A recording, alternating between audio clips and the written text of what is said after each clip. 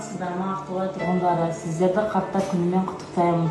Зор денсаулық, ашық аспан, балаларыңыз қызығын көре беріңіздер. Қарттарымыз аман болсын.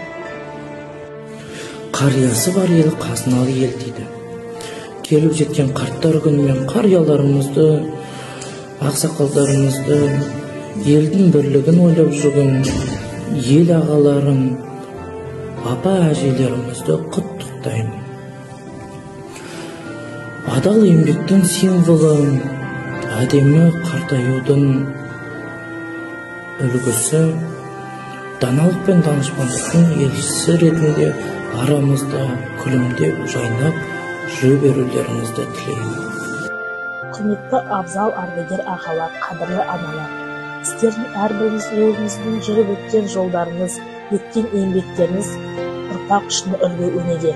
Халық арасында аузы дуалы, әңгімесі батуалы өздеріңіздей ақсақалдар бар кезде ел ішінде алауыздық орын алмайтыны, жастарымыз жөнсіз кетпейтіні белгілі.